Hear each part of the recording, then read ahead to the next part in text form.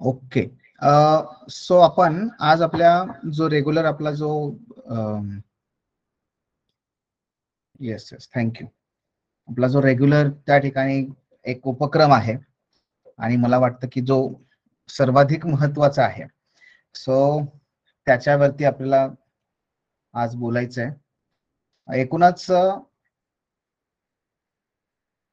आपल्या इथे काही विद्यार्थी 1 वर्ष किंवा 2 वर्षापासून तयारी करणारे आहेत, तर काही विद्यार्थी हे नव्याने आता ह्या पॅटर्न मध्ये आलेले आहेत. मित्रांनो, एकूण काय बघा की आपल्याला जेव्हा आगामी पॅटर्न नुसार, बदललेल्या पॅटर्न नुसार जर आपल्याला यश मिळवायचं असेल, तर आपल्या अभ्यासामध्ये लेखनाला सर्वाधिक महत्व असलं पाहिजे. लिहिणं हे सर्वाधिक महत्वाचं असलं पाहिजे. का आणि कशासाठी? सो एकूणच जर आपण याचा विचार केला तर आपल्याकडे जनरली अभ्यास म्हटलं की आपण फक्त वाचन करतो, वाचन. पण ते वाचन गरजेचं आहेच आहे. पण वाचनाबरोबरच आता डिस्क्रिप्टिव्ह आपली परीक्षा झाल्यानंतर किंवा झालेली असल्यानंतर आपल्याला लेखन हे सुद्धा तेवढंच महत्वाचं ठरणार आहे. लिहिणं आणि लेखन हे कौशल्य आहे. लिहिणं हे कौशल्य आहे, स्किल आहे. आणि हे कौशल्य आपल्याला प्रयत्नाने प्राप्त करावं लागतं. प्रयत्नपूर्वक त्याच्यावरती कमांड मिळवावी लागते, म्हणजेच त्यासाठी प्रयत्न करावं लागणार आहेत. आणि मग हे कौशल्य जर आपल्याला त्या ठिकाणी प्राप्त करायचं असेल, त्याच्यावर कमांड मिळवायची असेल, तर डेफिनेटली प्रयत्न करावे लागतील. आणि म्हणून जेव्हा एकूण आपल्या परीक्षेच्या तयारीचे जर आपण जर एखादा समजा डायग्राम त्या ठिकाणी ड्रॉ करायचं म्हटलं, ठीक आहे, समजा हा असा त्या ठिकाणी आपण एक वर्तुळ त्या ठिकाणी काढलं, तर याच्यामध्ये जवळपास 25% भाग हा तुमच्या येईल वाचनाचा. हे तुमचं आहे वाचन. 25% भाग, ठीक आहे. त्याच्यानंतर जर आपण पुढे गेलो तर उर्वरित जे आणखी 25% आहेत त्याच्यामध्ये परत येईल तुमच्या नोट्स, त्याच्यामध्ये उजळणी,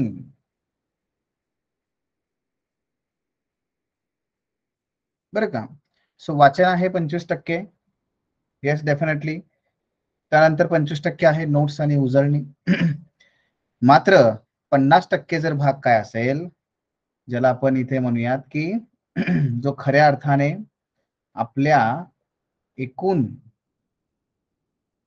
यशाचा मुख्य पाया आहे, तो म्हणजे लिहिणं, लेखन. आणि म्हणून मित्रांनो, लिहा, ठीक आहे.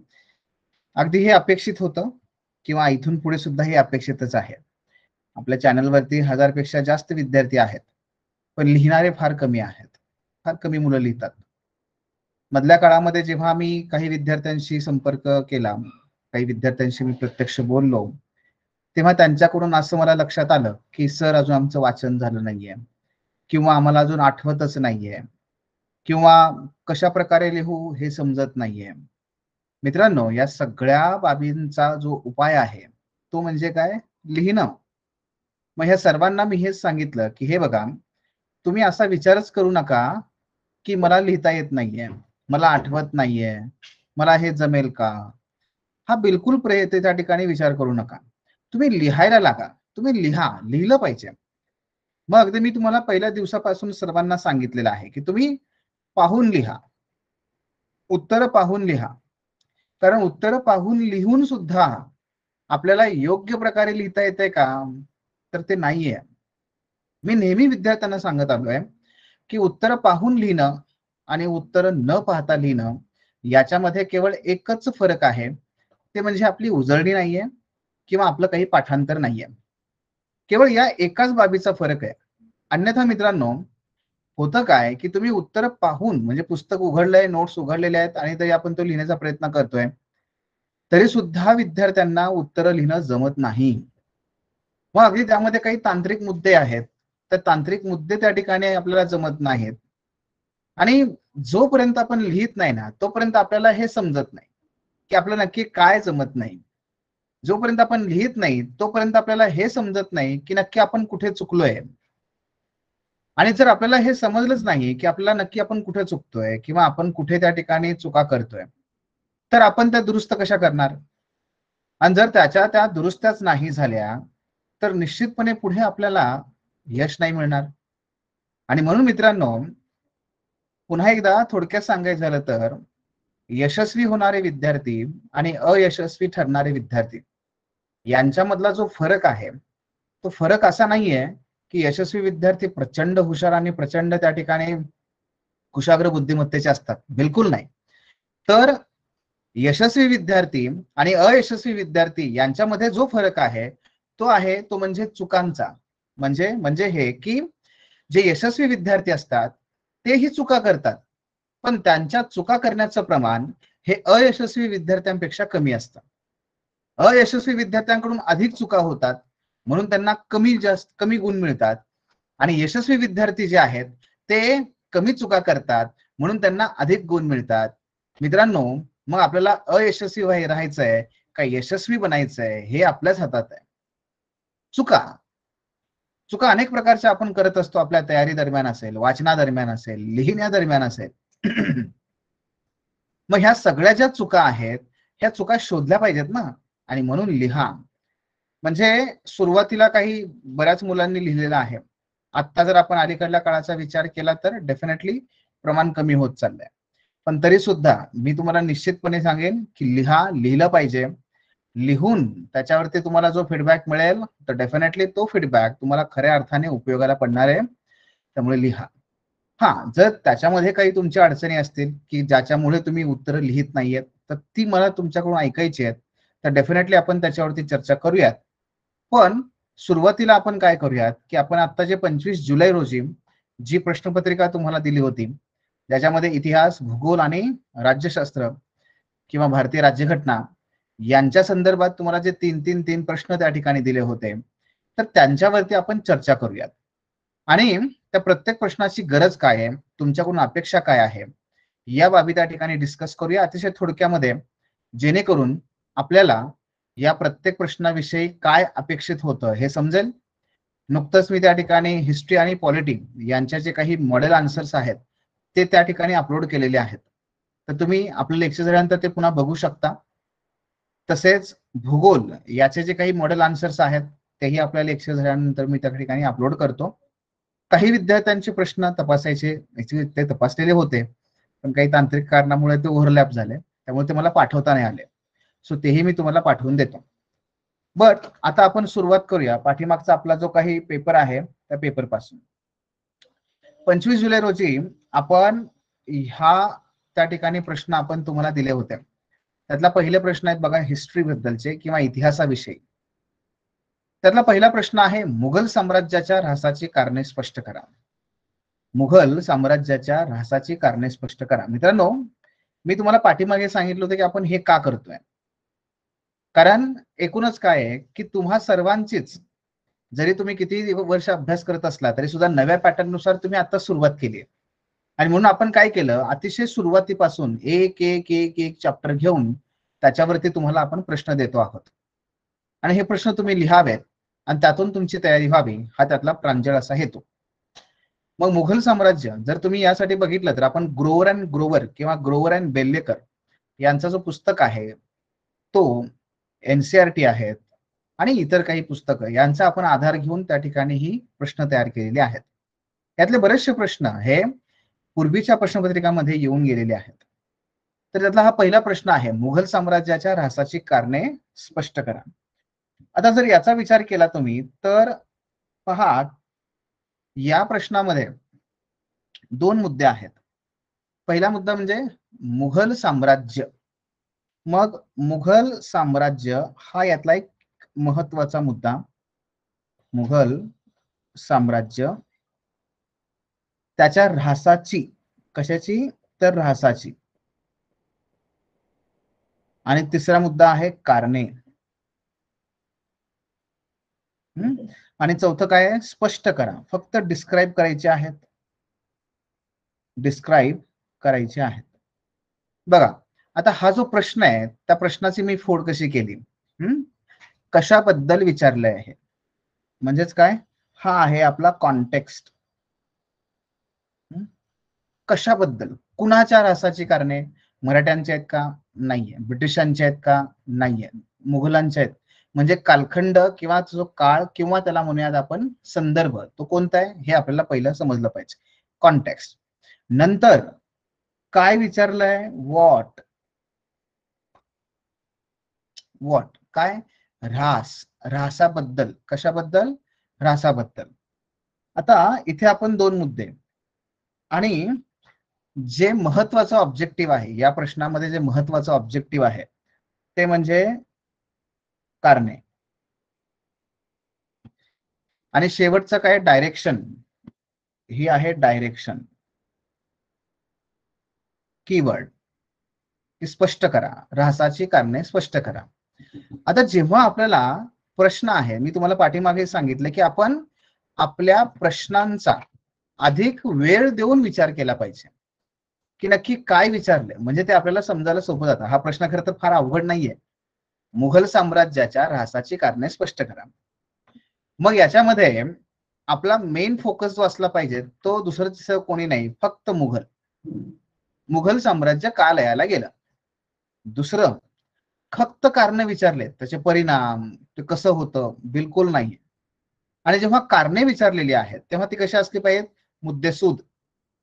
1 2 3 4 5 6 7 अशा पद्धतीने ती कारणं असली पाहिजेत.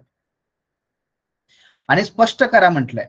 सो कीवर्ड बद्दल आपण एक डेफिनेटली त्या ठिकाणी एक सेशन घेणार आहोत, की डिस्क्राईबचा अर्थ काय होतो, इव्हॅल्युएटचा अर्थ काय होतो. कारण आज आपण पहिल्यांदाच या 25 जुलैच्या प्रश्नपत्रिकेमध्ये पहिल्यांदाच आपण एक तसा प्रश्न विचारलाय, अन्यथा आपण सगळे साधे सोपे सरळ प्रश्न विचारलेले होते आतापर्यंत क्रिटिकल एक्झामाइनचा. सो आपण त्याच्याविषयी चर्चा करूयातच, पण इथे काय, स्पष्ट करा. म्हणजे काही फार आपल्याला त्यामध्ये जायचं नाही सखोलपणे, स्पष्ट करत जायचं की हा हे कारण कसं होतं, हे कारण कसं होतं, हे कारण कसं होतं. आणि मग त्या पद्धतीने तुमची उत्तरं त्या ठिकाणी अपेक्षित आहेत. मग जर याचा तुम्ही विचार केला तर बघा, यामध्ये मुघल साम्राज्याच्या ऱ्हासाची कारणे स्पष्ट करा. मग आपण उत्तर काय दिलं की प्रबळ लष्कर, विशाल प्रादेशिक विस्तार आणि सांस्कृतिक दृष्ट्या वैभवशाली असणाऱ्या मुघल साम्राज्याचा ऱ्हास 18व्या शतकाच्या मध्यापासून सुरू झाला. या ऱ्हासाची कारणे पुढील प्रमाणे. थेट पहिल्यांदा काय केलं आपण, पहिल्या एका वाक्यामध्ये किंवा पहिल्या महत्वाच्या 2 वाक्यामध्ये आपण मुघल साम्राज्य काय होतं, कारण मुघल साम्राज्याचे विचारले ना, मुघल साम्राज्य काय होतं ते सांगितलं. आणि लगेचच आपण काय केलं, आपल्या उत्तरापर्यंत आलो की बाबा हा हे मुघल साम्राज्य होतं पण ते ऱ्हास पावलं. का पावलं, तर मग त्याची कारणे पुढील प्रमाणे. मग या ठिकाणी तुम्हाला आता हे उत्तर किंवा पॉइंट्स दिसतील की दुर्बल उत्तराधिकारी होते, जहागीरदारीचं संकट होतं, बादशाह औरंगजेबाची त्या ठिकाणी जबाबदारी कशी होती. आता मी हे सगळे पॉइंट्स दिले तुम्हाला, हे 2-2 3-3 वाक्यामध्ये लिहायचं. पण इथे लिहित असताना पहिल्यांदाच बघा तुम्ही आणखी एक यामध्ये आपण ऍडिशन केले, ते म्हणजे काही इतिहासकारांची नावं लिहिली. जसे की जहागीरदारांचं संकट, हे सतीशचंद्र जे महान इतिहासकार आहेत, तर सतीशचंद्र यांनी त्या ठिकाणी नमूद केलेलं आहे. मग आपण लिहित असताना काय सांगणार की सतीशचंद्र यांनी मुघलांच्या ऱ्हासासाठी जहागीरदारीचे संकट हे कारणीभूत मानले. आणि मग जहागीरदारी संकट काय होतं हे 2 वाक्यात सांगायचं, पुढे जायचं. अगदी तसंच आहे बघा पुढे, कृषी संकट व आर्थिक दिवाळखोरी. मग इरफान हबीब नावाचे आणखी एक महान इतिहासकार आहेत, तर त्यांच्या मते मात्र काय आहे की ठीक आहे तुमचं ते जहागीरदारी संकट वगैरे होतं, पण मुख्य कारण होतं ते म्हणजे कृषी संकट. सातत्याचे दुष्काळ किंवा शासकीय राजकीय धोरणं, युद्ध यांच्या परिणामी शेतीची उत्पादकता फार कमी झाली होती. हे कृषीचं संकट निर्माण झालं, परिणामी महसूल कमी येऊ लागला, परिणामी तुम्हाला सैन्य किंवा तो खर्च हेच भागवणं त्या ठिकाणी कठीण झालं. आणि याच्या परिणामी एकीकडे महसूल कमी आहे, दुसरीकडे सातत्याने युद्ध चालू आहेत, परिणामी जे आर्थिक संकट येते, दिवाळखोरी येते, त्याच्यामुळे मुघल साम्राज्य हे कोसळलं. असं इरफान हबीब हे म्हणतात. म्हणजे आपण असं लिहिलं ना की काय होतं, इतर सगळ्या विद्यार्थ्यांपेक्षा तुमची उत्तरं वेगळी दिसतात आणि अशा 1-2 इतिहासकारांची नावं जर टाकली तर डेफिनेटली तुम्हाला त्या ठिकाणी 2 गुण अधिक मिळतात. आणि आपल्याला तेच करायचंय. आपल्याला भीड से आगे, आपल्याला ह्या गर्दीपासून वेगळं दिसायचंय, त्यासाठी हे करायचंय. ठीक आहे. मग साम्राज्याचा विशाल विस्तार व प्रादेशिक सत्तांचा उदय, ज्यामध्ये मराठी असतील किंवा निजामशाही, आदिलशाही, अरबांचे हल्ले, युरोपियन सत्तांचे आगमन, कमकुवत बनलेले उमराव व मनसबदार, मुघल साम्राज्याच्या स्वरूपातील दोष. आता हे सगळे मुद्दे तुम्हाला त्या ठिकाणी उपलब्ध आहेत. मग तुमचं ते ग्रोव्हर बेल्लेकर असतील, तुम्ही जी काही पुस्तकं वाचलीत त्याच्यामध्ये हे सगळे मुद्दे आहेत. ह्या सगळ्या मुद्द्यांचं आपल्याला 2-2 वाक्यामध्ये त्या ठिकाणी सांगायचं, स्पष्ट करायचंय. कारण विचारलंय काय, स्पष्ट करा. हा, डायरेक्शन बघा नेहमी लक्षात ठेवायची. आणि आपण म्हणलं तसं उत्तर लिहित असताना नेहमी आपल्याला काय विचारलंय हे पाहत जाणं गरजेचं आहे. ओके. आणि मग शेवटी कन्क्लुजन आहे. कन्क्लुजन मध्ये आपण कसं केलंय बघा, की वरील प्रमाणे कारणांचे विश्लेषण पाहता मुघल साम्राज्याचा ऱ्हास विविध घटकांच्या एकत्रित परिणामांचा प्रभाव मानता येईल. म्हणजे एक घटक नाहीये त्याला कारणीभूत, सगळे घटक आहे. सतीशचंद्र म्हणतायत ते पण आहे, इरफान हबीब म्हणतायत ते पण आहे, इतर सर्व कारण ते पण आहेत. ह्या सगळ्यांच्या एकत्रित परिणामामुळे मुघल साम्राज्य हे लयाला गेलं असं मानता येईल. आणि मग परत आपण एका इतिहासकाराचं इथं एक वाक्य त्या ठिकाणी नमूद केले बघा, की J.N. सरकार यांच्या शब्दामध्ये मुघल सत्तेचा ऱ्हास हा कुजत चाललेल्या किंवा कुजत गेलेल्या भारतीय सामाजिक, राजकीय व लष्करी व्यवस्थेचा परिणाम होता. म्हणजेच काय, J.N. सरकार यांनी सगळं एकत्र केलं. त्यांचं म्हणणं असं होतं की त्या काळातला जो भारतीय समाज आहे, म्हणजे कोण, फक्त हिंदू नाही, फक्त मुस्लिम नाही, तर त्या काळामध्ये भारतीय समाजात जे जे कोणी होते ह्या सगळ्यांचा, ह्या सगळ्या राजकीय सामाजिक स्थितीचा एकूणच जो काही परिपाक आहे तो कुजत चालला होता. म्हणजे ती कार्यक्षम राहिली नव्हती आणि म्हणून मुघल साम्राज्य हे लयाला गेलं असं ते सांगतायत. आणि ह्या एका समर्पक शब्दामध्ये आपण कन्क्लुजन करू शकतो. आणि मग तुम्हाला एक टिप पण दिली आहे, जिथे जिथे तुम्हाला शक्य आहे तिथे तुम्ही त्या ठिकाणी एखाद्या इतिहासकाराचं नाव नमूद करावं. आता ही कुठून आणायची, तर साधं सोपं आहे. ते म्हणजे ग्रोव्हर अँड बेल्लेकर यांच्या पुस्तकामध्ये अशा अनेक इतिहासकारांची मतं तुम्हाला पाहायला मिळतील. त्यातली 1 किंवा 2 प्रत्येक चॅप्टरच्या खालती काढायची, त्यांचे कोटेशन काढायचे आणि ते सातत्याने रिवाइज करत राहायचं. रिवाइज केलं ना की आपोआप लक्षात राहतात. बरं, ते ऍज इट इज त्या ठिकाणी आपल्याला नाही लक्षात राहिली, घाबरू नका. फक्त काय असतं, जर तुम्हाला ऍज इट इज लिहायचं असेल ना ते कोट करावं लागतं. जर तुम्ही अवतरण चिन्हात लिहिलं तर अपेक्षा ही असते की तुम्ही ते ऍज इट इज लिहावं. पण जर तुम्ही अवतरण चिन्हाच्या बाहेर लिहिलं, म्हणजे की सतीशचंद्र यांच्या मते जहागीरदारीचं संकट हे असं असं असं आहे, काही अडचण नाही, त्यामध्ये त्यांचे शब्द असलेच पाहिजे, कोटेशन ऍज इट इज लिहिलंच पाहिजे असं बिलकुल नाहीये. समजतो मुद्दा? सो पुन्हा एकदा सांगतो, उत्तरामध्ये इतिहासकारांची नावं निश्चितपणे नमूद करा. प्रत्येक चॅप्टरच्या खालती जे दिलेले 1 किंवा 2 इतिहासकार आहेत त्यांची नावं, त्यांचे कोटेशन्स लक्षात ठेवा. त्यासाठी रिव्हिजन सारख्या करा. कोटेशन ऍज इट इज लिहायचे असतील तर अवतरण चिन्हात लिहा. जर ती लक्षात नसतील तर अवतरण चिन्हाच्या बाहेर मग तुम्ही तुमच्या शब्दात लिहू शकता. ठीक आहे? ओके. सो हा झाला आपला पहिला प्रश्न. मग त्यानंतर आपण आपल्या दुसऱ्या प्रश्नाकडे वळूया. जो दुसरा मुद्दा आहे, प्रश्न आहे तो म्हणजे मुघलकालीन भारतीय समाजातील स्त्रियांच्या स्थानाचे वर्णन करा. मित्रांनो, होणार काय आहे की एकूणच जर आपण बघितलं की मुघल किंवा इथूनच एकच मिनिट हा,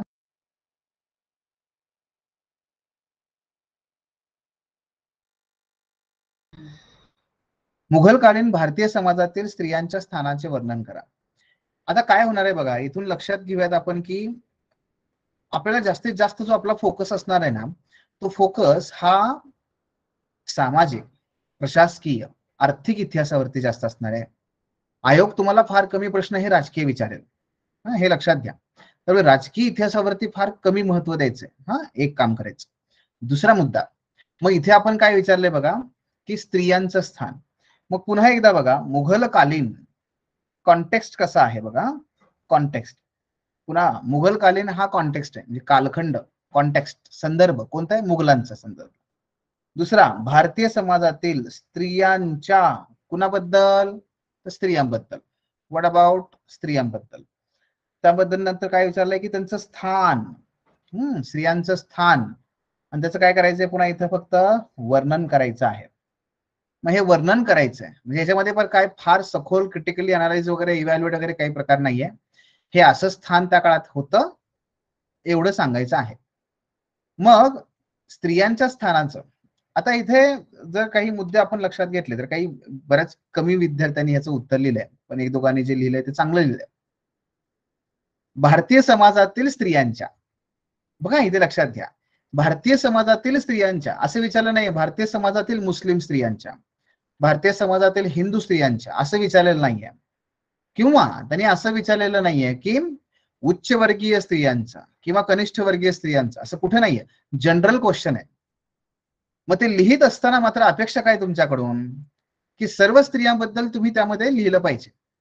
तुमच्या एकूण उत्तरामध्ये मुस्लिम स्त्रियांबद्दल सुद्धा, हिंदू स्त्रियांबद्दल सुद्धा, इतर जे काही धर्मीय आहेत त्या स्त्रियांबद्दल सुद्धा त्या ठिकाणी माहिती आपल्याला लिहिणं आवश्यक आहे. मग हे कसं आणि कशा पद्धतीने, तर इथे सुद्धा जर तुम्ही बघितलं तर आपण त्याचं उत्तर तुम्हाला दिले बघा की कसं असायला पाहिजे.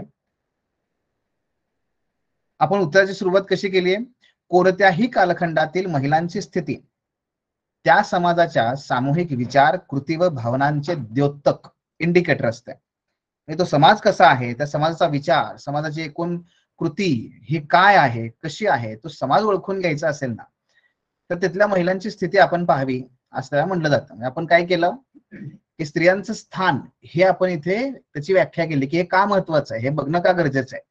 तर स्त्रियांचं स्थान याच्यावरती प्रस्तावना सुरू केली आपण. तुम्ही जो प्रश्न विचारलाय ना तो योग्य आहे. काय योग्य आहे, कारण हे महत्वाचं असतं यासाठी. मग परिणामी त्याचं अध्ययन गरजेचं ठरतं. मुघलकालीन भारतीय समाजातील महिलांची स्थिती आपल्याला पुढील प्रमाणे स्पष्ट करता येईल. मग त्यामध्ये काय, असमानतेचे स्थान, बघा असमानतेचे स्थान, मग वैवाहिक स्थिती. मग वैवाहिक स्थितीमध्ये आपण काय केलं, बालविवाह, बहुपती पत्नी प्रथा, विधवा पुनर्विवाहावरील बंधने, हुंडा पद्धती, या सगळ्यांचं एकत्रीकरण केलं. लक्षात घ्या, आपण हे सगळे पॉइंट्स 1 2 3 4 5 6 असं लिहू शकतो, पण आपलं वेगळे पण मग काय दिसणार, आपली उत्तरं वेगळी दिसली पाहिजे ना इतरांपेक्षा. मग आपण काय केलं, त्याचं रिऑर्गनायझेशन केलं वेगळ्या पद्धतीने. ह्या सगळ्या मुद्द्यांना आपण एकत्र केलं आणि त्याला नाव दिलं वैवाहिक स्थिती.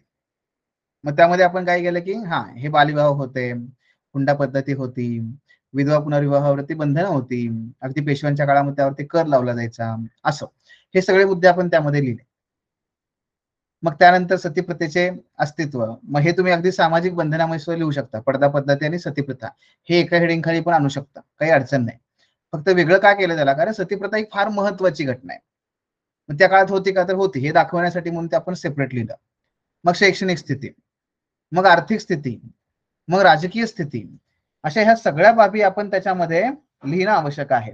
हे लिहित असताना जर तुम्ही थोडस काय बघा, याच्यामध्ये उत्तर अगदी जनरल न होऊ द्यायचं असेल तर काय करता येऊ शकतं, हिस्ट्रीमध्ये जसं आपण इतिहासकारांची नावं लिहितो ना, तसंच फॅक्ट पण जर त्याच्यामध्ये लिहिता आल्या तर आपली उत्तरं ही अधिक चांगली बनतात, मार्क्स चांगले मिळतात. जसं की राजकीय स्थिती, काही उच्चवर्गीय महिला सोडल्या तर इतर महिलांना कुठलेही राजकीय अधिकार नव्हते. पण त्या उच्चवर्गीय महिला कोणत्या, हे आपण फॅक्ट त्या ठिकाणी लिहिल्या बघा. मग त्या चांद बीबी असतील, नूरजहां असतील, जैनुबिसा असतील, राणी दुर्गावती असतील, यासारख्या काही महिलांची आपण तिथे नावं टाकली. हे फॅक्ट आहे, त्यांना कळतं उत्तर चेक करणार, अरे ह्याला माहिती आहे सगळं. सो अशा पद्धतीने आपण फॅक्ट पण त्या ठिकाणी टाकाव्यात, हिस्ट्रीमध्ये हे गरजेचं असतं. हा दुसरा मुद्दा मी तुम्हाला सांगितला. आणि मग शेवटी आपण काय केलं की त्याचं कन्क्लुजन केलं. कन्क्लुजन करत असताना आपण पुन्हा काय सांगितलं की त्या काळामध्ये भारतीय स्त्रियांचं जे स्थान आहे, जे मी वरती लिहिलंय, जी बंधनं त्यांच्यावर होती किंवा जे काही बाबी होत्या, हे कशामुळे होतं, तर हे भारतात मुघल होते म्हणून नव्हतं, तर हे एकूणच भारतीय समाजाची संरचना तशी आहे, भारतीय समाजामध्ये कायदे तसे होते, त्याच्यामुळे तो परिणाम होता, ना की कुठल्या एका शासकाचा. कारण संबंध मुघल कालखंडामध्ये अनेक हिंदू, अनेक मुस्लिम आणि इतर प्रकारच्या धर्मांची, धर्मीय राजांची त्या ठिकाणी राज्य अस्तित्वात होती. मग त्याला तुम्ही एका विशिष्ट व्यक्तीला किंवा विशिष्ट साम्राज्याला नाही दोष देऊ शकत. मग काय सांगायचं, जनरल, की अरे हे भारतीय समाजाची संरचना आहे त्याच्यामुळे हे असं झालंय. या पद्धतीने आपण उत्तराचा कन्क्लुजन केला की तो काय होतो, बॅलन्स होतो. हे आपल्याला दुसऱ्या प्रश्नामध्ये अपेक्षित होतं. आणि तिसरा प्रश्न होता, ऐतिहासिक संदर्भात पानिपतच्या तिसऱ्या लढाईच्या महत्वाची चर्चा करा. आता याच्यामध्ये कॉन्टेक्स्ट कुठला आहे बघा, कॉन्टेक्स्ट आहे तो म्हणजे ऐतिहासिक संदर्भ, अगदी स्पष्टच आहे, शब्दच आहे तिथे, कॉन्टेक्स्ट, ऐतिहासिक संदर्भात. आता हाच प्रश्न समजा आपण कॉन्टेक्स्ट बदलला तर काय होऊ शकतं, किंवा वरचा बघा, मुघलकालीन भारतीय समाजातील, तर कॉन्टेक्स्ट आपण बदलला कसा, दक्षिण भारतातील दक्षिण भारतातील मध्ययुगीन कालखंडातील स्त्रियांच्या स्थानाचे वर्णन करा. कॉन्टेक्स्ट बदलतो, मग फक्त दक्षिण भारतावर आपला फोकस जाईल. पानिपतच्या संदर्भात बघा काय विचारलंय, कॉन्टेक्स्ट ऐतिहासिक संदर्भात. समजा त्याच्याऐवजी आपण आता असा प्रश्न असतो की राजकीय किंवा आर्थिक किंवा प्रशासकीय किंवा सांस्कृतिक दृष्ट्या किंवा सांस्कृतिक संदर्भामध्ये पानिपतच्या तिसऱ्या लढाईच्या महत्वाची चर्चा करा. तर काय होतो, प्रश्नाचा रूप बदलून जातो. त्यामुळे कॉन्टेक्स्ट नेहमी लक्षात ठेवत चला की कॉन्टेक्स्ट काय आहे.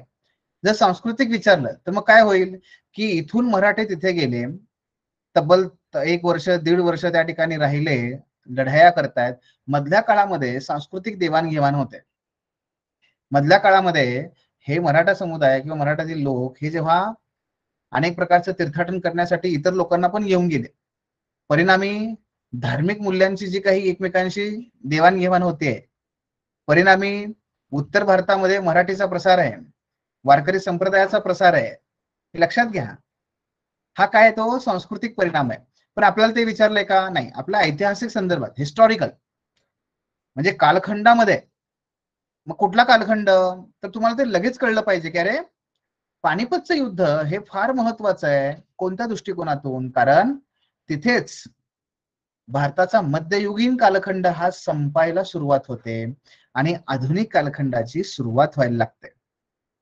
कारण याच पानिपतच्या युद्धामुळे मुघल साम्राज्य हे निश्चितपणे लयाला जाणार हे ठरलं, निश्चित झालं. प्रबळ मराठे ते नामोहरम झाले आणि एकूणच भारतामध्ये ब्रिटिश युरोपियन सत्ता यांचा त्या ठिकाणी उदय किंवा उदय घडून आला. परिणामी काय होतं की हे हिस्टॉरिकल आहे कालखंडाच्या दृष्टिकोनातून, म्हणून तो प्रश्न विचारलाय. तुम्हाला कळतं का बघा, कॉन्टेक्स्ट समजून घ्यायचा. आणि मग पुढे काय, पानिपतची तिसरी लढाई, आणि त्याचं काय विचारलंय, फक्त महत्वाची चर्चा करा, महत्व विचारलंय. मग पुन्हा एकदा आपल्याला ह्याच्यामध्ये काय करायचं, तर पानिपतचं युद्ध हे महत्वाचा शब्द आहे का नाही, तर ते प्रस्तावनेमध्ये आपण सांगायचं. मग त्यानंतर आपण त्याचं काय करणार, हिस्टॉरिकल इम्पॉर्टन्स सांगत जाणार, की मग मराठ्यांच्या दृष्टिकोनातून काय, रोहिल्ल्यांच्या दृष्टिकोनातून काय, मुघलांचं त्या ठिकाणी झाला अस्त सुरू झाला, ब्रिटिशांच्या संदर्भात कशी चांगली स्थिती निर्माण झाली, हे सगळे आपण मुद्दे, शिखांचं कसं त्या ठिकाणी ते बचाव झाला, ते कसे मग टिकून राहिले, हे असे अनेक मुद्दे त्याच्यामध्ये आपल्याला लिहित जावं लागतं. आणि मग शेवटी कन्क्लुजन, ह्याचंही तुम्हाला मॉडेल आन्सर त्या ठिकाणी दिलेलं आहेच आहे. त्यानंतर आता आपण बोलूया जिओग्राफीकडे. बघा आता ट्रान्झिशन कसं आहे, हिस्ट्रीमध्ये आपण जे प्रश्न दिले आता त्यांची उत्तर कशी केली, आता जिओग्राफी बघा पूर्णपणे बदलतो. आता जसं की पहिला प्रश्न आहे, explain the plate tectonic theory, explain the plate tectonic theory regarding evolution of continents and oceans. आता हा जो काही भूमंच विवर्तनिकी सिद्धांत आहे जो मांडला गेला, या संपूर्ण पृथ्वीच्या भूकवचावरती जे वेगवेगळ्या प्रकारचे खंड आहेत, महासागर आहेत, यांची निर्मिती ही नक्की कशी झाली, ती निर्मिती अचानक झाली आहे का त्याची उत्क्रांती झाली आहे, कसं हे बदलत गेले, ते कसे पूर्वीच्या ठिकाणी वेगळ्या ठिकाणी होते, त्यांचं लोकेशन कसं चेंज होत गेलं, या संदर्भात दोन महत्वाचे आपला सिद्धांत आहेत. एक म्हणजे वेगनर यांचा आणि दुसरा म्हणजे हा प्लेट टेक्टॉनिक थिअरीचा. आणि या दोन्हीवरतीच आपण खास करून इथे फोकस केलाय, जेणेकरून तुमचा टॉपिकच कव्हर होऊन जाईल, कारण याच्यावरती प्रश्न असणार. मग काय करायचंय आपल्याला इथे, तर खंड आणि महासागरांच्या उत्क्रांती संबंधी भूमंच विवर्तनिकी सिद्धांत स्पष्ट करा. मग पुन्हा एकदा कॉन्टेक्स्ट कुठला इथे, तो सिद्धांत हा याचा कॉन्टेक्स्ट आहे. या कॉन्टेक्स्ट मध्ये आपल्याला आपलं उत्तर लिहायचं. म्हणजेच काय, या प्लेट टेक्टॉनिक थेअरीच्या बाहेर इकडे तिकडे कुठे जायचं नाही, एवढ्या पुरतच मर्यादित जायचं. पहिल्यांदा कॉन्टेक्स्ट ओळखायला शिका, सगळ्यात महत्वाचं काम आहे. दुसरं काय विचारलंय बरं त्यांनी, एक्सप्लेन करा म्हणतायत. एक्सप्लेन, की हा सिद्धांत फक्त एक्सप्लेन करा. मग आपल्या यात काय लिहायचंय, की हा सिद्धांत कोणी मांडला. अगदी सुरुवातीला आपण हे सांगणार, तो का मांडला, कारण वेगनर यांच्या सिद्धांतावरती टीका म्हणून त्यांनी तो मांडला होता.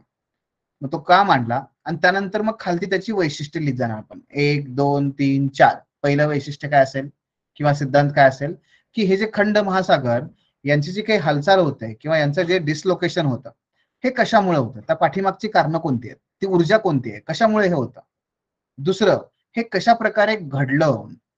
तिसरं, हे घडत असताना त्याचा परिणाम कसा झाला. अशा 3 टप्प्यामध्ये मात्र आकृत्यांच्या साह्याने भूपट्ट जे आहेत त्यांची नावं लिहून आपल्याला हे त्या ठिकाणी सांगणं गरजेचं आहे. आणि मग शेवटी त्याचं काय असेल, कन्क्लुजन असेल, की हा जो सिद्धांत आहे, या सिद्धांताने मग कशा प्रकारे आपली जी समज आहे एकूण ती वाढवलेली आहे. आता तुम्हाला एक लक्षात आलं का बघा, की इथे काय होतं, की हे असं असं घडलं, अशा पद्धतीने त्या पाठीमागे कारणं होती, हे आपल्याला इथे टू द पॉइंट लिहायचंय. जॉग्राफीमध्ये आणि हिस्ट्रीमध्ये जो बेसिक डिफरन्स आहे तो म्हणजे असा, की geography is too much technical. हा फार टेक्निकल ऍस्पेक्ट आहे. आणि तिथे तुम्हाला काय वाटतं हे नाहीये. हिस्ट्रीमध्ये बऱ्यापैकी काय आहे, की या इतिहासकाराला काय वाटलं, त्या इतिहासकाराला काय वाटलं. इथं तसं नाही, हे इथं असं असं घडलं आणि ही त्याच्यामुळे घडलेले परिणाम आहेत. सिंपल. आणि त्यामुळे फॅक्ट, टेक्निकल टर्म्स, ते शब्द, संकल्पना हे वापरणं जॉग्राफीमध्ये फार महत्वाचं आहे. त्याच्याशिवाय गुण मिळत नाहीत. दुसरा, वेगनरच्या भूखंड वहनाच्या सिद्धांताचे टीकात्मक परीक्षण करा. पहिल्यांदाच आपण इथे तुम्हाला हा शब्द असा वापरलाय, की अरे याचं क्रिटिकली एक्झामाइन करा. आता कीवर्ड बद्दल आपण हळूहळू त्या ठिकाणी आणखी एक 2-4 कीवर्ड तुम्हाला लिहायला लावूयात आणि मग त्याच्यावरती आपण सेशन घेऊयात, म्हणजे जेणेकरून तुम्हाला समजेल की नक्की काय फरक आहे याच्यात. पण ते कळणं आवश्यक आहे. पण आता या घडीला मात्र तुम्ही लिहिणं महत्वाचं आहे. नाही जमलं त्या शब्दांचा अर्थ तरी काही अडचण नाहीये, तुम्ही लिहा. आणि म्हणून मी त्यावर फार एम्फसाइज नाही करणार आहे. फक्त इथे थोडक्यात सांगतो, की इथे कॉन्टेक्स्ट कोण आहे बघा, वेगनरचा सिद्धांत हा कॉन्टेक्स्ट आहे. आणि हा वेगनरचा जो सिद्धांत आहे तो कॉन्टेक्स्ट आहे. मग त्याच्या पलीकडे जायचं नाही. आता प्लेट टेक्टॉनिककडे जायचं नाही. हा, मग त्यांनी काय विचारलंय, सिद्धांताचे टीकात्मक परीक्षण करा. आता टीकात्मक परीक्षण म्हणल्यानंतर तो सिद्धांत लिहायचा नसतो. सिद्धांत बिलकुल लिहायचा नाही. फक्त वरती सुरुवात करत असताना एका पॅरामध्ये आपण सांगणार, की वेगनर यांनी भूखंड वहनाचा सिद्धांत काय मांडलाय, तो काय आहे, हे फक्त एका पॅरामध्ये आपण ते सांगणार. तो सिद्धांत आपण एका पॅरामध्ये सांगितला की तीच आपली सुरुवात आहे. मग त्याच्यानंतर काय होणार, सरळ आपण त्याच्यावर टीका करणार, की 1 2 3 4 5 6 अशा प्रकारे आपण त्यावर टीका करणार. पण जेव्हा क्रिटिकली एक्झामाइन असतं मित्रांनो, तेव्हा टीकेबरोबरच त्याचे पॉझिटिव्ह पॉइंट सुद्धा सांगावे लागतात. त्याचे पॉझिटिव्ह ऍस्पेक्ट पण आपल्याला सांगावे लागतात. आणि म्हणून तिथे मग सेकंड हाफ आपला जो येईल तो म्हणजे त्याचे पॉझिटिव्ह ऍस्पेक्ट, की ह्या बाबी त्याच्यामध्ये चांगल्या होत्या, महत्वाच्या होत्या, सकारात्मक होत्या.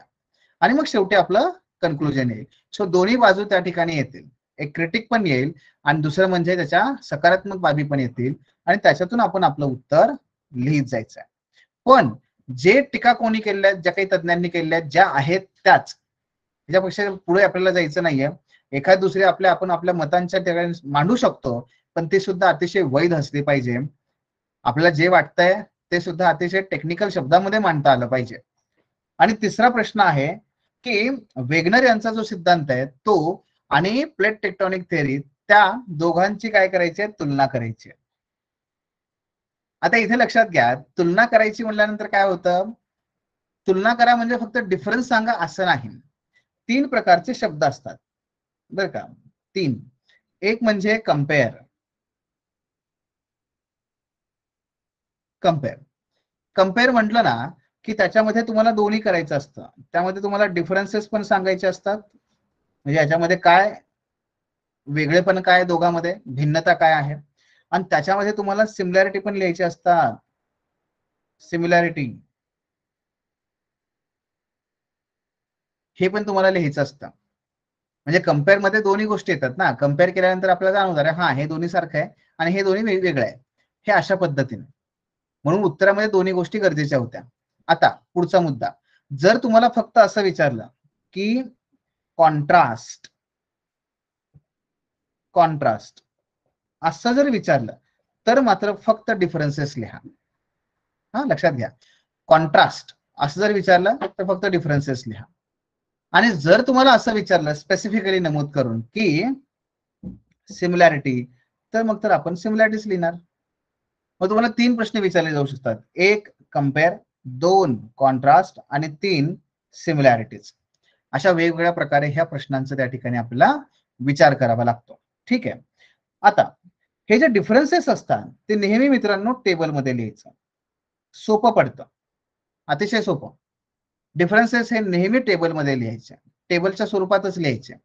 आणि सिमिलॅरिटी ह्या सहसा पॅराग्राफमध्ये लिहायच्या, ह्या पॅराग्राफमध्ये लिहायच्या.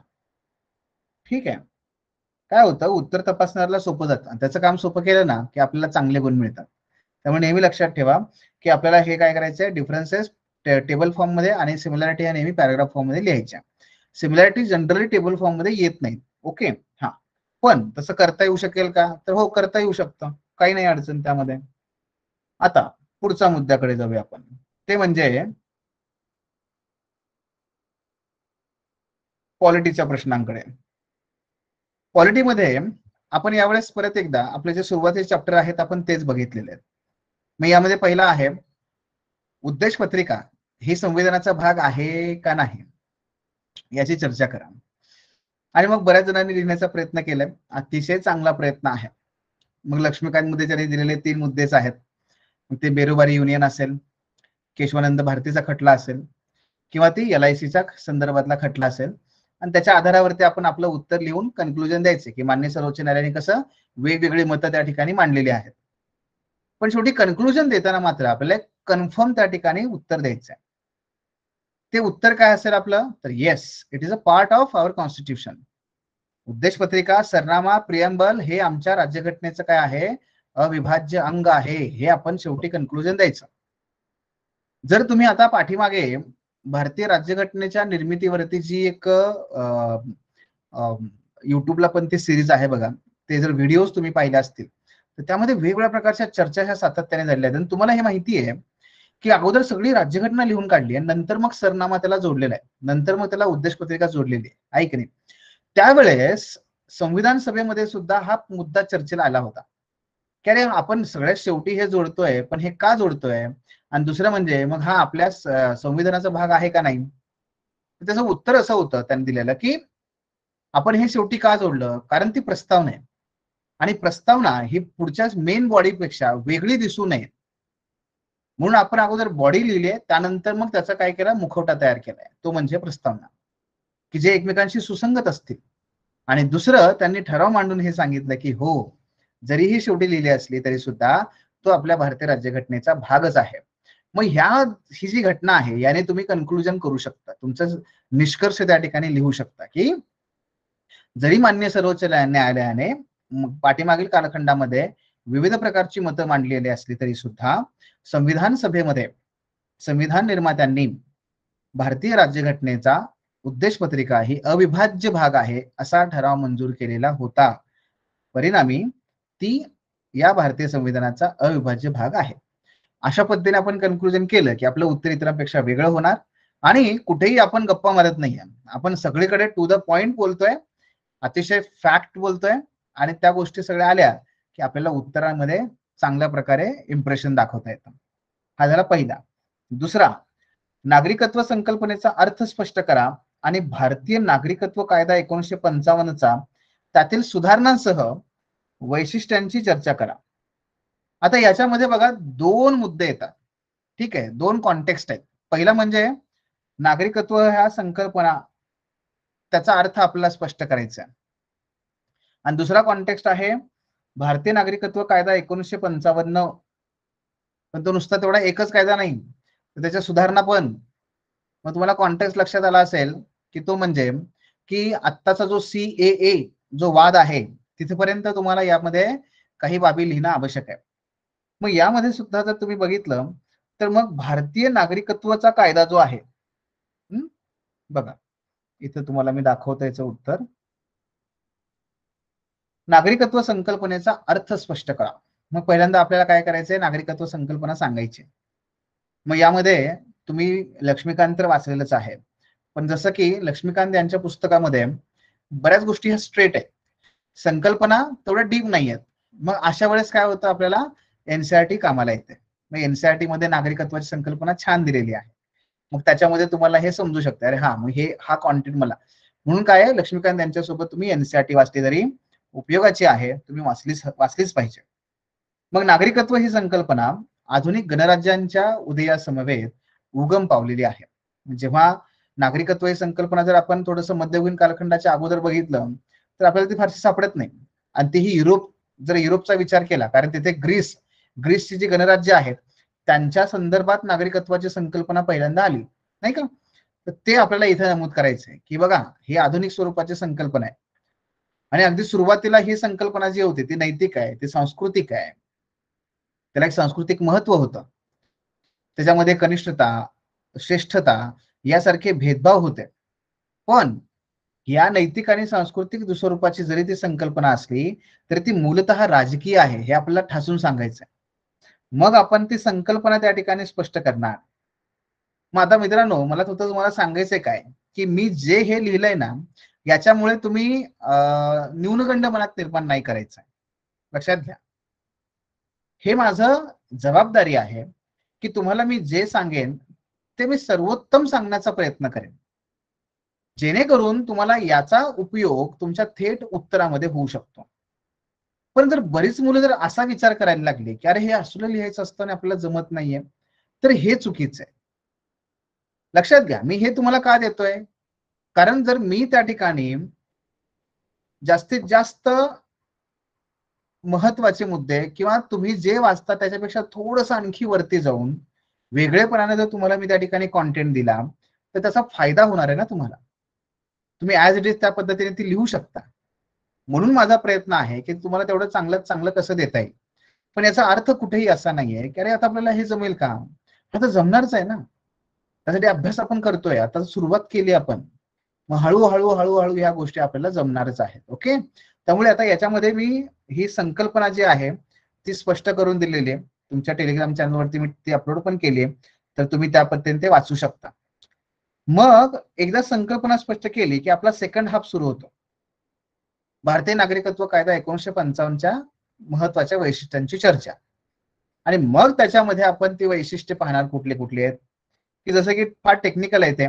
नागरिकत्वाची प्राप्ती कशी होते, नागरिकत्वाची समाप्ती कशी होते, त्या संदर्भातली काही पूरक वैशिष्ट्ये आहेत. राष्ट्रकुल असेल, संदेहास्पद बाबतीतलं प्रमाणपत्र असेल, कोणी अपराध केला तर त्याच्या नागरिकत्वाचं काय होणार, नागरिकत्वासाठी काही अर्हता, हे त्या ठिकाणी तुम्ही लिहिणं अपेक्षित आहे.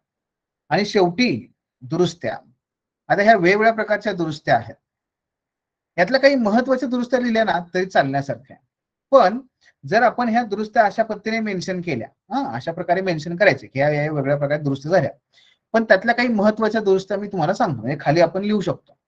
1980च्या दुरुस्तीनुसार काय झालं, 1992च्या दुरुस्तीनुसार काय झालं, हे फक्त एकेका वाक्यात, 2 वाक्यात, की नक्की त्यामध्ये ती दुरुस्ती का करणं भाग पडलं, हे आपण त्याच्यात लिहू शकतो. आणि त्याच्यामधून आपल्याला उत्तर तपासणाऱ्या व्यक्तीला सांगता येईल की हे बघ, हे सुद्धा आता दुरुस्त्या करण्यात आल्या कारणाने भारतीय नागरिकत्व कायद्याची ही वैशिष्ट्य ठरलेली आहेत, असं आपण त्याच्यामध्ये लिहित जाऊ शकतो. हा एक पुढचा मुद्दा. आणि मग शेवटी कन्क्लुजन जे आहे की ते ह्या दुरुस्त्या का कराव्या लागल्या, कारण परिस्थिती बदलत गेली, सामाजिक राजकीय परिस्थिती बदलत गेली, परिणामी दुरुस्त्या कराव्या लागल्यात. आणि परिणामी भारतीय नागरिकत्वाची संकल्पना सुद्धा ही गतिशील आहे, प्रवाही आहे. ती जशी पूर्वी होती तशी आता नाहीये, त्यात बदल होत गेलेले आहेत, हे आपण त्यामध्ये नमूद करायचं. आणखी बरेच मुद्दे तुम्हाला याच्यामध्ये मांडता येतील का? हो, या मधल्या उत्तरामध्ये तुम्हाला ते मांडता येऊ शकतात. आता इथे मी कुठेही CAA चा उल्लेख केला नाहीये, पण 2019 ची दुरुस्ती लिहित असताना तुम्ही त्याचा उल्लेख करू शकता. पण मी तुम्हाला सजेस्ट करेन की फार त्याला महत्व देऊ नका. जो वाद होता, जो विवाद होता, त्याकडे जाऊ नका आणि उगीच्या उगी त्या वादाविवादामध्ये स्वतःला ओढवून घेऊ नका. एवढंच फक्त मी तुम्हाला त्या ठिकाणी सांगेन. आणि एक शेवटचा प्रश्न आहे, भारतीय राज्यघटनेचे ठळक वैशिष्ट्य म्हणून मूलभूत अधिकारांचे महत्व स्पष्ट करा. आता इथे मात्र थोडंसं मला तुम्हाला काही गोष्टी सांगायच्या आहेत. बऱ्याच विद्यार्थ्यांनी काय केलंय की मूलभूत अधिकार काय आहेत हे 1 2 3 4 5 7 ते लिहिलंय. ते अपेक्षित नाहीये. काही विद्यार्थ्यांनी असं लिहिलंय की मूलभूत अधिकारांचे जी वैशिष्ट्य आहेत, मूलभूत अधिकारांची वैशिष्ट्ये बरं का, म्हणजे जसं फॉर एक्झाम्पल ती न्यायप्रविष्ट आहेत, त्याच्यावर रिझनेबल रेस्ट्रिक्शन्स आहेत, त्याच्यामध्ये दुरुस्ती करता येऊ शकते. हे वैशिष्ट्य आहेत, ते महत्व नाहीये. ते आपल्याला काय लिहायचंय की भारतीय राज्यघटना ही जगात वेगळी का ठरते, कारण ह्या मूलभूत हक्कामुळे. मग ती कशी वेगळी ठरते, नक्की काय आहे त्याचं महत्व, आपल्याला ते लिहायचंय. अपेक्षा तुमच्याकडून ते आहे ना की त्याची वैशिष्ट्ये. जसं की बघा, काय महत्व आहे भारतीय मूलभूत हक्कांचं की ज्याच्यामुळे आपली भारतीय राज्यघटना एक वेगळेपणाने त्या ठिकाणी उठून दिसते. कारण आपण जरी ती युएसए कडून त्या ठिकाणी घेतली असली तरी आपण आपल्या भारतीय समाजाच्या दृष्टिकोनातून त्यात बरेच बदल केलेत ना, ते सुद्धा आपल्याला ह्या ठिकाणी नमूद करावं लागतं. आणि नक्की आपलं वेगळेपण काय आहे हे आपण त्या ठिकाणी लिहिणं गरजेचं आहे. जसं की मानवी हक्कांची बंधनकारक आवृत्ती, म्हणजे आपले जे फंडामेंटल राईट्स आहेत ते ह्युमन राईट्स सारखेच आहेत, पण ह्युमन राईट्स हे बंधनकारक नाहीत राज्यावर, पण फंडामेंटल राईट्स हे बंधनकारक आहेत. बघा किती महत्व आहे याचं मोठं. बंधनकारक आहे ते, राज्याला ती राबवावी लागतात, प्रत्यक्षात अंमलात आणावी लागतात, ते संरक्षण करावं लागतं. हे महत्व आहे त्याचं, हे वेगळेपण आहे. दुसरं, मूलभूत हक्क हे फक्त हक्क देत नाहीत, तर मूलभूत हक्कामुळे सामाजिक सौहार्द आणि सामाजिक एकोपा टिकून राहतो. का बरं? कारण मूलभूत हक्क सर्वांना समान आहे. येते लक्षामध्ये, तो हिंदू असो, मुस्लिम असो, ख्रिश्चन असो, शीख असो, तो कुठल्या राज्यातला असो, सगळ्यांना समान मूलभूत हक्क आहेत. म्हणजे किती समानतेचा मोठा मुद्दा आहे हा. एका फटक्यामध्ये भारतीय राज्यघटनेने सर्वांना समान त्या ठिकाणी परिस्थितीवर आणलंय, सगळ्यामध्ये समानता निर्माण केली. आणि म्हणून आपल्याला काय करायचं इथे, हे सांगायचं की हे महत्व आहे बघा आमच्या मूलभूत हक्कांचं. राजकीय शिक्षणाचं कार्य, मूलभूत हक्क फक्त हक्क देत नाहीत, तर ते अवेअरनेस क्रिएट करतात. कशाबद्दल? तुमचं समाजातलं स्थान, तुमचं भारतीय राज्यव्यवस्थेतलं स्थान, आणि त्याचबरोबर तुमची जी काही भारतीय राज्य म्हणजे स्टेट गव्हर्नमेंट यांच्या संदर्भात काय नक्की स्वरूप आहे याच्याबद्दल तुम्हाला ते अवगत करतात. फॉर एक्झाम्पल, तुम्हाला स्वातंत्र्य आहे कशाचं? व्यवसाय करण्याचं. तुम्हाला स्वातंत्र्य आहे कशाचं? अभिव्यक्त होण्याचं. म्हणजेच काय, ते तुम्हाला सांगतायत की अरे बाबा तुझा हा अधिकार आहे, म्हणजे तुम्हाला काय करतायत, ते अवेअर करतायत, एज्युकेट करतायत तुम्हाला ते. हे त्याचं महत्व आहे. याच्यामुळे आपली राज्यघटना वेगळी आहे. हे आपल्या मूलभूत हक्कांचं महत्व आहे. तिसरं, अल्पसंख्याक समुदायासंदर्भात, म्हणजे बघा, फाळणी झाली, ती फाळणी त्याच्या अगोदरची जी काही परिस्थिती आहे 2-3 दशक अगोदरची, ही सगळी लक्षात घेता भारतामध्ये जी प्रचंड भिन्नता आहे, प्रचंड वैविध्य आहे, प्रचंड त्या ठिकाणी मतभेद आहेत, ह्या सगळ्यांना दूर करण्याचं काम आणि जे कमकुवत घटक आहेत त्यांना संरक्षण प्रदान करण्याचं काम मूलभूत हक्क करतात. हे त्याचं महत्व आहे की इथला प्रत्येक व्यक्ती स्वतःला सुरक्षित समजतो. हे भारतीय राज्यघटनेचं वैशिष्ट्य आहे. पण कोणतं, कोणाच्या कॉन्टेक्स्ट मध्ये? मूलभूत हक्कांच्या कॉन्टेक्स्ट मध्ये. हे आपण इथे लिहिणं अपेक्षित आहे. घटनात्मक लोकशाहीमध्ये नागरिकांच्या हक्कांना सर्वोच्च संरक्षण, हे केवळ मूलभूत हक्कच देतात. त्याचबरोबर वैयक्तिक विकासाला प्राधान्य व संरक्षण, म्हणजे जरी मूलभूत हक्क काय करतायत की एकूणच राज्याप्रती आपली काही महत्वाच्या बाबी सांगत असले तरी सुद्धा ते हे सांगतायत की तुला हा अधिकार आहे, तू हे करू शकतोस, तू कुठेही जाऊ शकतोस, तू संघटना स्थापन करू शकतोस, तू सहकाराच्या रीतीने एकत्र येऊ शकतोस, हे सगळं तू करू शकतोस.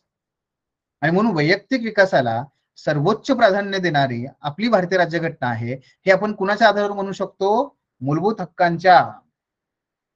आणि त्याचबरोबर कायद्याचं राज्य हे मूलभूत हक्कांच्या माध्यमातूनच आपल्याला त्या ठिकाणी पाहता येतं. हे अपेक्षित आहे तुमच्या ह्या उत्तरामधून. लक्षात येत आहे?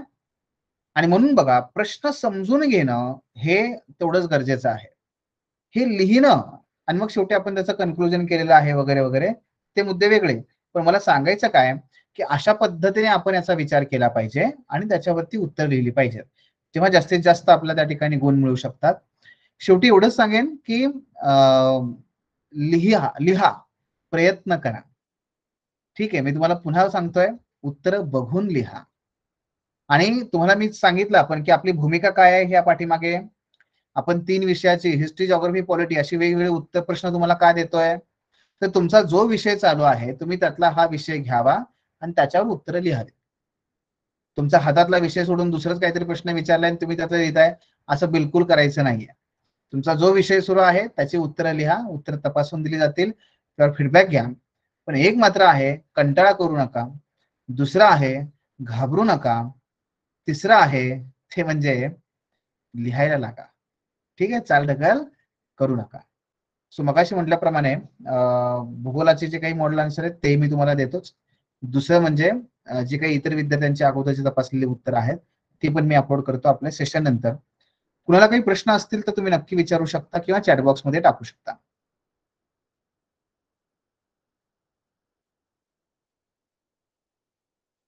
ओके आफरीन, येस, आता आपलं सेशन झालं की कॉल केला तरी चालेल. सेजल, वर्ड लिमिट आणि मार्क्स टेस्ट मध्ये इन्क्लूड कराल का? कसं आहे सेजल की ते का केलं नाहीये, म्हणजे जसं फॉर एक्झाम्पल सेजल, तुझी उत्तर फार छान आहेत, म्हणजे तू भूगोलाचं उत्तर जे लिहिलंयस अतिशय सुंदर आहे. त्यानंतर त्याच्यामध्ये जे तुझी मांडणी आहे ती सुद्धा फार छान आहे. काही फीडबॅक आहेत ते त्या ठिकाणी तुला दिलेले आहेत, ते उत्तरामध्ये तुला ते पाहायला मिळतील. पण मी एक सांगेन सेजल की आता कसं आहे, आता तुम्ही लिहिणं अपेक्षित आहे. ठीक आहे, काय होतं वर्ड लिमिटमुळे मुलं त्या ठिकाणी म्हणजे तुझ्या बाबतीत नाही सगळ्यांच्या बाबतीतच तसं आहे. वर्ड लिमिटमुळे काय होतं, मुलं लिहायचं थांबतात. कारण एवढ्या शब्दामध्ये तर मी कसं लिहू. त्यामुळे पहिली पायरी काय आहे सेजल की लिहा, लिहित राहा. वर्ड लिमिट कधी पाळता येते बघा, दोन दोन मुद्दे असतात. पहिला म्हणजे जेव्हा तुमचा त्या कॉन्सेप्ट वरती कमांड येते तेव्हा, आणि दुसरं म्हणजे तुम्ही जेव्हा प्रॅक्टिस करता तेव्हा. सो त्याच्यामुळे काय होतं, आपल्याला वर्ड लिमिट फॉलो करता येते. वर्ड लिमिट फॉलो करायला फार काही वेगळेपण करावं लागत नाही. आता लिहित राहा, लिहिणं गरजेचं आहे. वर्ड लिमिटमुळे त्याच्यावर जास्त वेळ जातो आपला, की कसं कमीत कमी शब्दामध्ये मी लिहू. त्यामुळे वेळ घालवू नका, लिहा. एक. आणि दुसरं मार्क्स,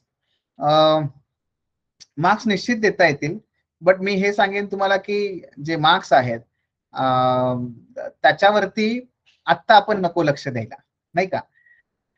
कारण मार्क्स पेक्षा सुद्धा आता आपली शिकण्याची प्रोसेस चालू आहे. इव्हॅल्युएशन हे तुमचं मी कॉन्टेंट वरती जास्त करत नाही. तुम्हाला प्रश्न समजलाय का याच्यावर मी तुमचं इव्हॅल्युएशन करतोय. कॉन्टेंट हा हळूहळू येणार आहे अजून तुमच्याकडे. सो डोंट वरी. कारण गुण कधी प्रदान केले जातात, मार्क्स कधी प्रदान केले जातात, जेव्हा तुमच्याकडे कॉन्टेंट, प्रश्नाची गरज, तुम्ही कसं मांडलंय, व्हॅल्यू ऍडिशन काय आहे का, काही करंट त्यात बाबींशी तुम्ही त्याला जोडलंय का, असं. सो आता आपली ती अजून स्थिती नाहीये, त्यामुळे आत्ताच नका विचार करू गुणवत्ता गुणांचा. होईल हळूहळू ते आपल्याला जमेल.